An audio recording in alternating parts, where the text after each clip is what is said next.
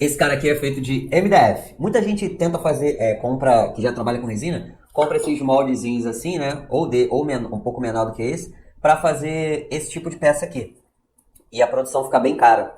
Inclusive eu tenho um cálculo aqui, eu vou até te passar aqui agora. Eu tenho um cálculo aqui que mostra quanto custa para produzir uma bolacha dessa daqui, né? Um conjunto de 6 bolachas dessa daqui, de maciço de resina, né? Igual esse daqui, ó, maciço de resina. E quanto custa para você produzir uma peça dessa com camada superficial de resina? Ó, eu tenho aqui, ó, vou te mostrar aqui agora. Porta-copo. Bom, uma peça dessa daqui, maciça de resina, tá? Um porta-copo maciço de resina, eu gasto 240 gramas de resina para fazer um jogo de 6 porta-copos. 240 gramas de resina, que dá mais ou menos... Que é surreal isso daqui, 240 gramas, você faz um quadro. 240 vezes... R$ 36. Então, se você fosse pegar esse cara aqui e fazer ele num molde de silicone, igual esse daqui, não esse daqui, porque esse daqui tá muito grande, tá? Mas se eu fosse fazer essa peça em um molde de silicone do tamanho dessa peça, tá? Eu gastaria R$ 36 de resina, só de resina. Ia ser uma peça de resina, tá? Sem contar o custo de produção do molde, enfim. Se eu fazendo essa peça aqui, tá? Só essa peça aqui, sem molde de silicone nem nada, gastando 25 centavos numa bolacha e a camada superficial de resina, em 6 peças eu gasto 90 gramas de resina. 90 gramas de resina dá R$ 13,50. Então, uma diferença, R$ 36 utilizando molde de silicone e R$ 13,50 com a camada superficial de resina, tá? Então, eu não utilizo molde de silicone para poder produzir esse tipo de peça. Eu vou usar sempre o MDF, tá? E aí, quando você utiliza o MDF, o ideal é você fazer o quê? É você cobrir ele 100% com a resina, ou cobrir ele com a resina em cima e fazer o preparo aqui embaixo para ele ficar impermeável, porque vai molhar, tá? Esse cara aqui, ele não pode molhar, porque o MDF, ele estufa, tá? Então, qual é o ideal, o jeito ideal de você fazer esse cara aqui, tá?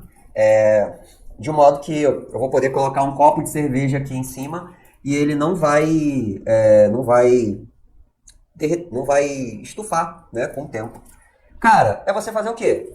Primeiro de tudo, você vai fazer uma selagem aqui embaixo. Guto, como é que faz essa selagem? Cara, vamos fazer uma selagem aqui em cima agora, tá? Que é o que? É você gastar o mínimo de resina possível, tá? Que é só para você passar ali na resina e impermeabilizar. Então eu vou pegar aqui, ó, uma bolachinha, tá? Vou pegar uma quantidade de resina muito pouca, tá? Eu vou utilizar aqui uma resina que não precisa nem pesar, tá? Tem algumas resinas que não precisam pesar. Você coloca no olho uma quantidade de endurecedor e uma quantidade de resina, né? Essa daqui, por exemplo, é a resina da Redilize, cara, marca top, da Redilize, tá? Então eu vou colocar aqui um pouquinho de resina, sem pesar, hein? Sem pesar. Ó, uma gotinha de resina, porque é muito pouco para você fazer a selagem, tá? E eu vou colocar aqui um pouquinho de endurecedor. Não é regra você poder utilizar resina sem pesar. Em geral, todas as resinas... Em geral não, né? Em geral todas. Mas assim, praticamente todas as resinas você precisa respeitar a proporção da resina e do endurecedor. Você não pode misturar assim no olho. Essa daqui, tá? Que é a resina Simple Epoxy da Redilize, você pode colocar no olho, tá? Você bota um pouquinho aqui, um pouquinho ali, porque é uma resina que foi criada para iniciante, para facilitar a tua vida, para você não ter que pesar tudo, beleza? Então essa é uma resina que você pode colocar no olho, beleza? Mas em geral, praticamente 99% das resinas tem uma proporção entre a resina em si e o endurecedor, e você tem que respeitar essa proporção sempre, beleza? Então, ó, coloquei aqui um pouquinho de resina de endurecedor e vou misturar aqui, tá?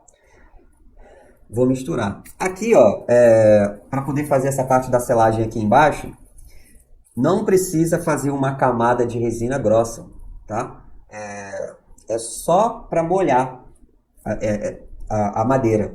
Porque A resina, a madeira vai até absorver um pouco dessa resina aqui. Mas o importante é deixar a madeira impermeável, tá? Além da resina, você também pode utilizar um verniz, por exemplo.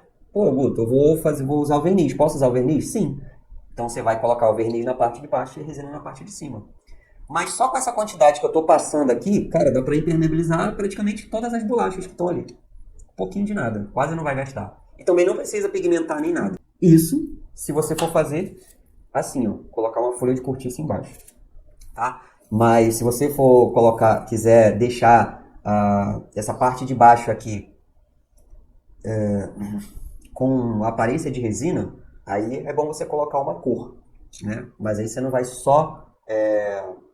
Aqui a gente vai só selar. Aí se você quer colocar a parte de baixo à amostra, né, para a pessoa pegar assim e ver que é tudo de resina, você não vai só selar igual a gente vai fazer aqui, você vai aplicar uma camada superficial de resina, beleza? Essa resina aqui que eu estou utilizando, que não precisa medir, é a Simple Epoxy, da Redilize, tá? Não precisa medir não precisa pesar, porque na verdade você está medindo no olho. A resina demora mais que o verniz para secar? Sim, muito mais.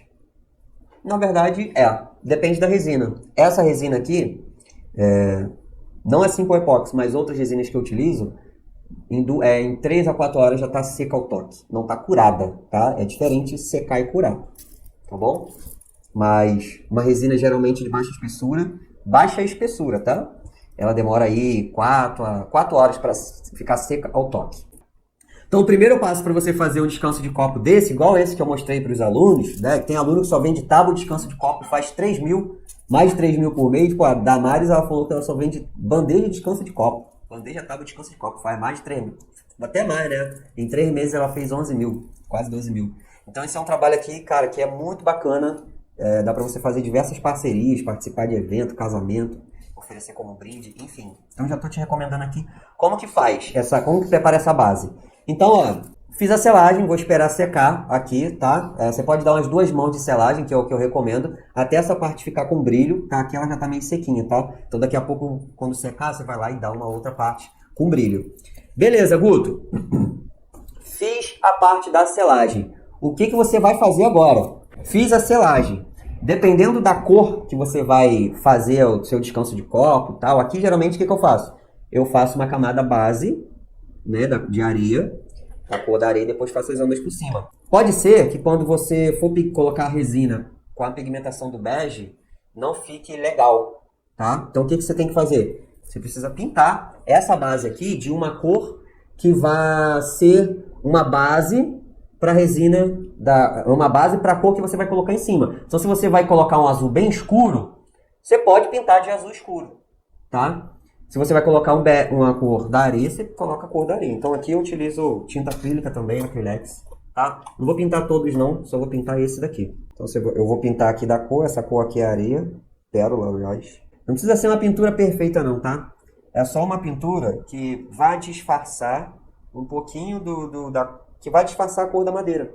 Então quando você for pintar aí, a cor da madeira não apareça. Porque a cor que a gente vai utilizar da resina é mais clara do que a cor da madeira, né? Então, geralmente a gente pinta, principalmente se você não sabe lidar muito com os pigmentos. Você pinta, ou se você é a pessoa que sabe lidar muito bem com os pigmentos, você vai mandar direto a cor do pigmento na resina em cima dessa madeira aqui, vai cobrir tudo, tá? Mas o jeito mais seguro de você não fazer uma peça ficar aparecendo a cor da madeira, nada a ver, é você pintar aqui, tá?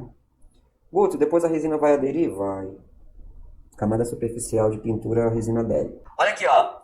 Então, se depois eu vou pigmentar essa resina dessa cor aqui, olha, é lógico que eu faça o quê? Deixe mais ou menos da cor da base. Geralmente, aqui na beiradinha, ó, aparece um pouquinho da cor da madeira, tá? Então, se você não sabe lidar com a viscosidade da resina, com o ponto da resina, com a pigmentação, tudinho, né, para ela cobrir exatamente toda a beiradinha da madeira, que é o que mais aparece, aí você, inclusive essa daqui ficou aparecendo, ó. Essa daqui eu não fiz. Aí você vai e faz essa pintura aqui em volta. Show de bola? Bom, depois que eu pintei aqui com tinta acrílica, o que eu vou fazer? Não secou ainda, tá? Inclusive não vai secar agora. Geralmente eu espero assim uns 15 minutos para poder secar. Mas depois que eu fiz isso daqui, o que que eu vou fazer? Ó, presta atenção agora. Essa parte aqui de baixo, a gente vai fazer o preparo com outro material, seja lá o material que você queira fazer. E quando eu fizer a parte da resina aqui, o que que a resina vai fazer? Vai escorrer. Então, para eu aplicar a resina, o que que eu preciso fazer? Proteger a parte de baixo para não fazer o quê? Ficar cheio de pingo de resina. E aqui você pode utilizar uma fita desmoldante, então, ou uma fita de crepe de pintura automotiva. Então utiliza essa fita crepe aqui, ó. Esse cara aqui, esse daqui é chatinho de fazer demais. A resina ela vai escorrer e ela vai escorrer para baixo da madeira, tá? Ela sempre escorre para baixo. Então a gente coloca essa fita aqui para não ficar um monte de pingo e ficar dando trabalho de tirar. É melhor você ter o trabalho de colocar a fita do que ter o trabalho de tirar. Tem outros materiais que você pode colar aqui embaixo também, para o pingo da resina não grudar, ou grudar e depois sair, como látex, por exemplo. Mas látex é um negócio que aqui na minha cidade não vende, só na internet. Então, eu fico aqui no tradicional. Tá? Então, ó, assim é que fica o preparo para você resinar por cima. Cara, depois disso daqui, é o quê?